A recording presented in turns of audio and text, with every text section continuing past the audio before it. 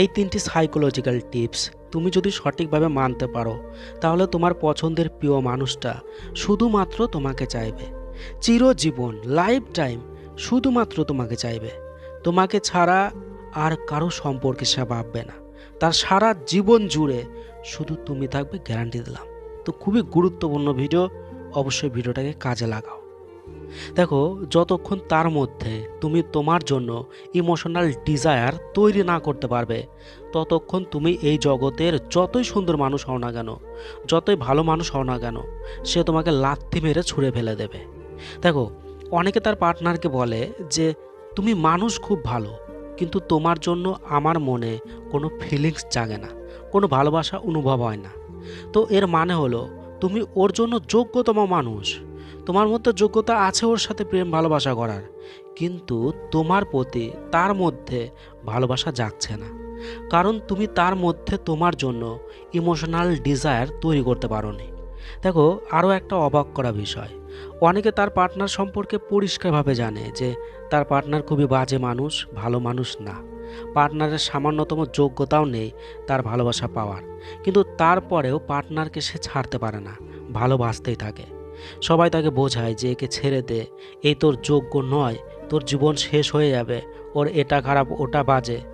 তো সে এগুলো সবই জানে, কিন্তু সবই জানে, কিন্তু তারপরেও ছাড়তে পারে না, কারণ ওই খারাপ মানুষটার জন্যই তার মধ্যে অনেক প্রচুর ইমোশনাল ডিজায়ার তৈরি হয়ে গেছে।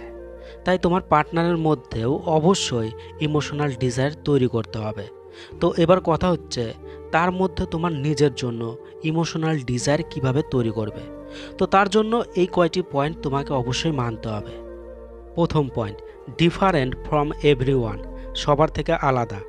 দেখো, স্কুল আর কলেজে দুই ধরনের ছেলে মেয়েই খুব বেশি ফেমাস হয়, খুবই বিখ্যাত হয়, যাকে সবাই জানে। এক হলো টপার, খুবই মেধাবী ছেলে মেয়ে, আর দ্বিতীয় হলো যে খুবই বদমাইশ হয়। এই দুই ধরনের ছেলে মেয়ে প্রত্যেকের থেকে আলাদা, এদের কাজকর্ম, ব্যবহার, আবভাব, অ্যাক্টিভিটি সবই আলাদা।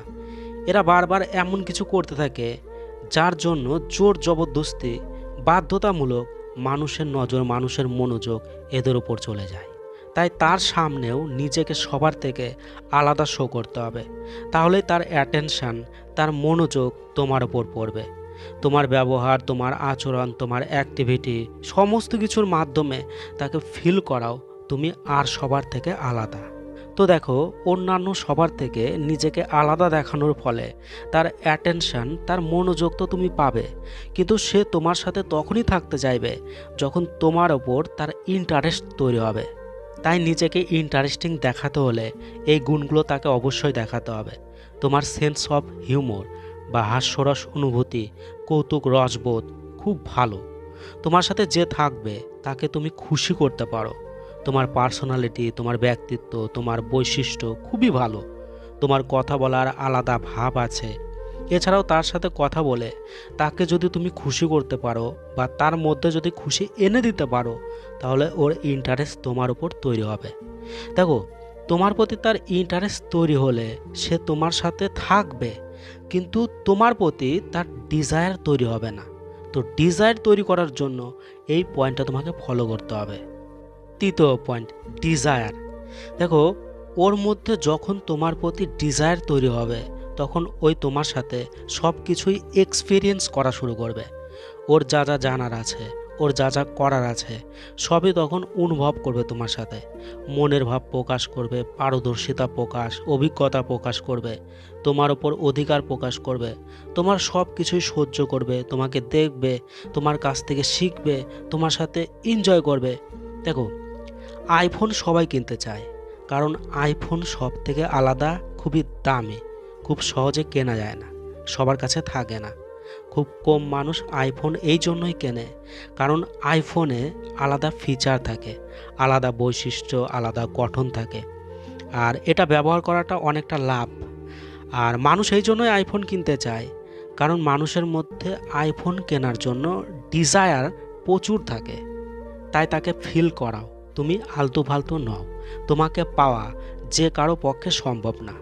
মানুষের ডিজায়ার সবসময় সেই মানুষটাকে পাওয়ার জন্য তৈরি হয় যাকে পাওয়া সামর্থ্যের বাইরে।